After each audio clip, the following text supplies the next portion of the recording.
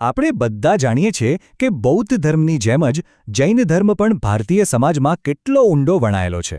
તો ચાલો આજે આપણે જૈન ધર્મના એ છેલ્લા એટલે કે 24મા તીર્થંકર મહાવીર સ્વામીના અદ્ભુત જીવન અને એમના ઉપદેશોની સફર પર નીકળીએ.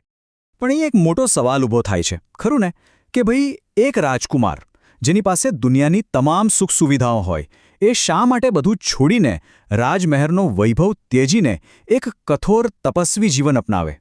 આ જ સવાલ આપણને સીધા મહાવીર સ્વામીના જીવનના હાર્દ સુધી લઈ જાય છે. તો ચાલો એમની આ અનોખી યાત્રાને નજીકથી સમજવાનો પ્રયત્ન કરીએ. હવે મહાવીર સ્વામી વિશે વાત કરીએ એ પહેલાં એ સમજવું બહુ જ જરૂરી છે કે તેઓ એક બહુ મોટી અને ભવ્ય પરંપરાનો હિસ્સો હતા.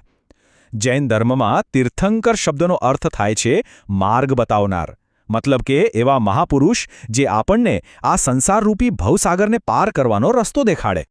જૈન માન્યતા પ્રમાણે અત્યાર સુધીમાં આવા કુલ 24 તીર્થંકરો થઈ ગયા અને આ બધાએ અલગ અલગ સમય માનવજાતને મુક્તિનો માર્ગ બતાવ્યો.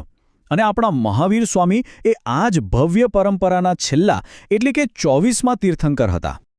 આ પરંપરાની શરૂઆત થઈ હતી પ્રથમ તીર્થંકર ઋષભદેવજીથી અને મહાવીર સ્વામીની બરાબર પહેલાં એટલે કે 23મા તીર્થંકર હતા પાર્શ્વનાથ. એમણે જ જૈન ધર્મના 4 મુખ્ય સિદ્ધાંતો સત્ય, અહિંસા, અસ્તે મતલબ કે ચોરી ન કરવી અને અપરિગ્રહ એટલે કે જરૂર કરતાં વધારે ભેગું ના કરવું, આ 4 સિદ્ધાંતોનો મજબૂત પાયો પહેલીથી જ નાખી દીધો હતો. મહાવીર સ્વામીએ બસ આ જ વારસાને આગળ ધપાવ્યો. તો સવાલ એ છે કે મહાવીર સ્વામી બન્યા એ પહેલાં તેઓ કોણ હતા? તેઓ હતા રાજકુમાર વર્ધમાન. એક એવા રાજકુમાર જે રાજમહેલના વૈભવ અને બધી જ સુખ સુવિધાઓ વચ્ચે મોટા થયા હતા. ચાલો એમના એ શરૂઆતના જીવનમાં થોડું ડોક્યું કરીએ. જુઓ, વર્ધમાનનો જન્મ કુંડગ્રામના જ્ઞાતૃ ક્ષત્રિય કુળમાં થયો હતો. એમના પિતા સિદ્ધાર્થ એ ગણરાજ્યના રાજા હતા. એટલે ગૌતમ બુદ્ધની જેમ જ વર્ધમાન પણ એક રાજકુમાર હતા અને એમણે એક રાજકુમાર તરીકે જરૂરી એવી બધી જ કળાઓમાં નિપુણતા મેળવી હતી. આમ તો બહારથી જોઈએ તો એમના જીવનમાં કોઈ કમી નહોતી, બધું જ હતું, પણ એમના મનની અંદર સત્યને જાણવાની એક એવી તરસ હતી જે છીપતી નહોતી. અને બસ અહીંથી જ વર્ધમાનના જીવનમાં એક ટર્નિંગ પોઈન્ટ આવે છે. રાજમહેલનો વૈભવ, પરિવારનો પ્રેમ, આ સાંસારિક બંધનો એમને બાંધી ન શક્યા. એમણે એક એવા રસ્તા પર ચાલવાનું નક્કી કર્યું જે કાંટાળો તો હતો, પણ એની મંઝિલ હતી પરમ સત્ય. તમે કલ્પના તો કરો, ફક્ત 30 વર્ષની ઉંમરે સત્ય અને જ્ઞાનની શોધમાં વર્ધમાને પોતાનું ઘર, પરિવાર, પત્ની, પુત્રી, આખું રાજ્ય બધું જ છોડી દીધું. રાજવી પોશાક ઉતારીને એક સાધારણ ભિક્ષુકનું જીવન જીવવાનું શરૂ કર્યું. અને આ સફર જરાય સહેલી નહોતી. પૂરા 12 વર્ષ સુધી એમણે કઠોરમાં કઠોર તપસ્યા કરી. આ દરમિયાન ભૂખ, તરસ, ટાઢ, તડકો, કેટલીય શારીરિક અને માનસિક તકલીફો વેઠી અને એમ કરીને પોતાના શરીર અને મનને એકદમ શુદ્ધ કરી લીધું. તો આ 12 વર્ષની કઠોર સાધના પછી શું થયું? ઋજુપાલિક નદીના કિનારે એમને એ સર્વોચ્ચ જ્ઞાન મળ્યું જેને જૈન ધર્મમાં કેવલ જ્ઞાન કહે છે. એમણે પોતાના મન અને બધી ઇન્દ્રિયો પર સંપૂર્ણ કાબૂ મેળવી લીધો. એટલે જ તેઓ જીન કહેવાયા, જેનો અર્થ થાય છે વિજેતા. અને આવા મહાન પરાક્રમને કારણે જ વર્ધમાન મહાવીર એટલે કે મહાન વીર તરીકે આખા જગતમાં પ્રસિદ્ધ થયા. કેવલ જ્ઞાન મળ્યા પછી મહાવીર સ્વામીએ પોતાનું આખું જીવન લોકોને દુઃખમાંથી બહાર નીકળવાનો રસ્તો બતાવવા માટે સમર્પિત કરી દીધું. એમણે માણસાઈના કલ્યાણ માટે 5 મહાન સિદ્ધાંતો આપ્યા જે આજે પંચમહાવ્રત તરીકે ઓળખાય છે.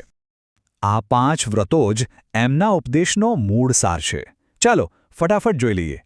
પહેલું, અહિંસા, મતલબ કે મન, વચન કે કર્મથી કોઈ પણ જીવને દુઃખ ન પહોંચાડવું.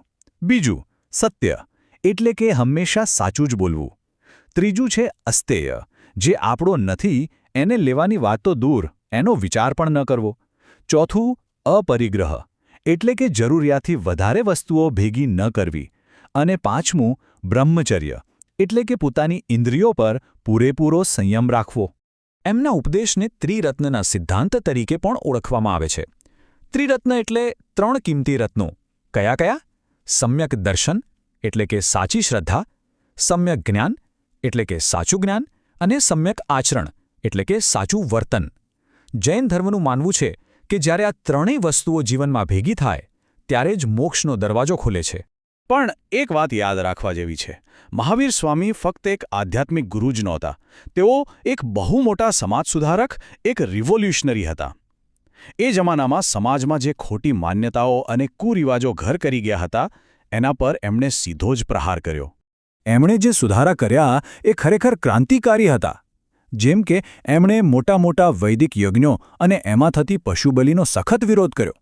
એમણે એ વાતનો પણ ઇનકાર કર્યો કે ઈશ્વર આ સૃષ્ટિના સર્જનહાર છે અને કર્મના સિદ્ધાંત પર સૌથી વધુ ભાર મૂક્યો.